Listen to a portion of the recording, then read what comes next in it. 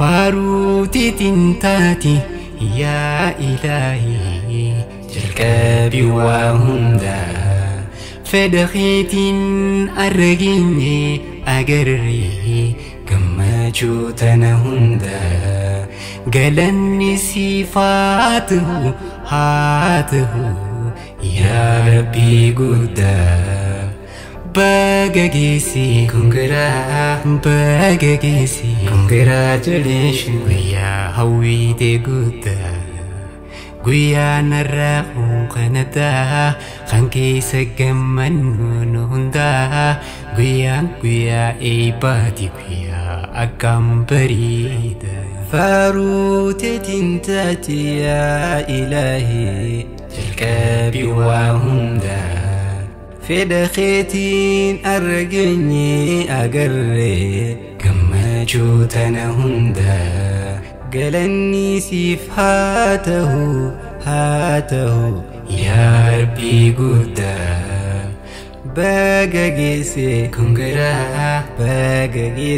congratulations قويا هويتي قدا قويا نراخون خندا خانخي سجمن هندا قويا ايباتي قويا اكام بريدا فاروتي تنتاتي يا الهي جلكابي وهندا فدخيتين ارجيني اجري كما جوتنا هندا قالني صفاته هاته يا ربي قدا Bagagisi congratulations Guya hawi de guda Guya narahung kanada Kanki sagaman hunda Guya ibadi guya akam berida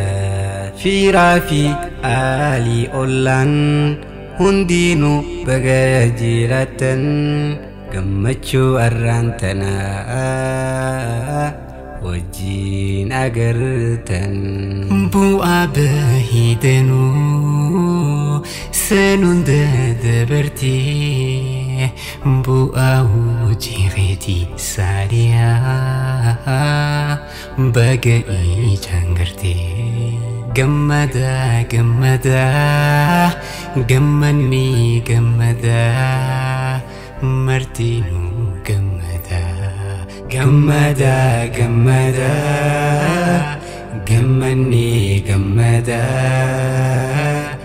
Hundinu Gammada Faruti tintati ya ilahi Jalkabi wa hunda فدخيتين أرجيني أجري كما جوتنا هندا قالني صفاته هاته يا ربي قدا Bagagisi congratulations Guya hawi de guda Guya narahung kanada Kanki sagaman hunda Guya ibadi guya akam berida Bekum sahurati Qanitin hujjatu Ibirada berti Hawasam fayyadu Obbolan ke hundu Siduban hirirani Hamile gurguddon barnoota jirani Hamile gurguddon barnoota jirani Gammada Gammanni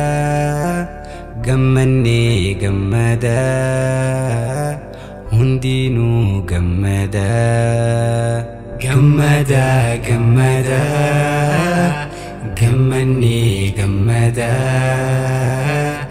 Hundinu gammada Faruti tintati ya ilahi Jalkabi wa hunda Fedakhitin arginni agarri gammachuutana hunda galanni siif haa ta'u